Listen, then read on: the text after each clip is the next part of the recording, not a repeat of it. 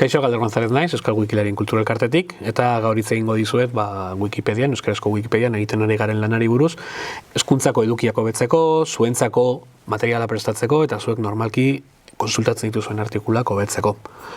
Euskarazko Wikipedia guztiek ezagutuko zuela pentsatzen dut, 375.000 artikulotik gora ditugu, eta gai askotan, segurazki euskaraz dagoen eduki bakarra gure izango da.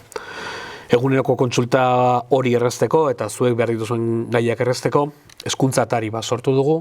Hemen dagoena, Wikipediako azalean, botoi berde honetan, hezkuntza ataria jartzen duena, eta bertan klik eginda, hezkuntzarako material osagarri eta material asko edukitzeaz gain, badaukazu hemen botoi bat jartzen duela 12-16 urtekoentzat kalitatezko 2000 artikulu.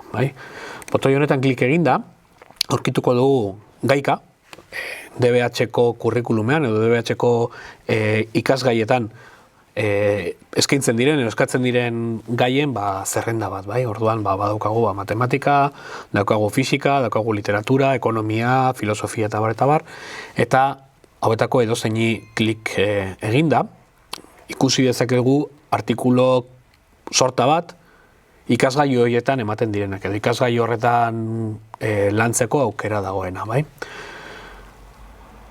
Honela, artikulu bakoitzaren jarri diogu horrelako ikonotxo bat aurretik, kasu batzuetan izar bat, bezatzuetan B, C, edo puntu gorri bat, bere kalitatea zein den jakiteko.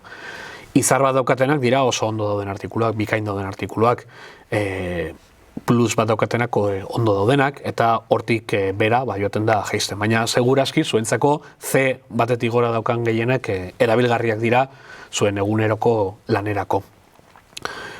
Gaika antolatu dugu, eta gaika antolaketa horretan, segurazki aurkituko dituzue irakasleek normalki ematen dizkizueten gaiak.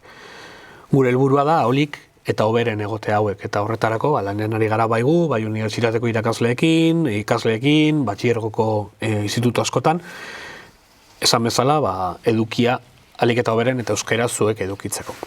Hala ere, irakasle askok esaten digute, lan bat eskatzea izuetela gai baten inguruan, eta egiten duzuena denek da, zuzenean kopiatu, euskarazko Wikipedia kopiatu.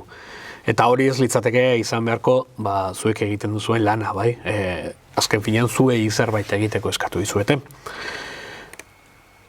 Horretarako oso erabilgarri izan daitezke zuentzat hemen ditugun erreferentzia hauek. Zenbaki horiek esaten digute nondik hartu den gaia, nondik hartu den informazioa.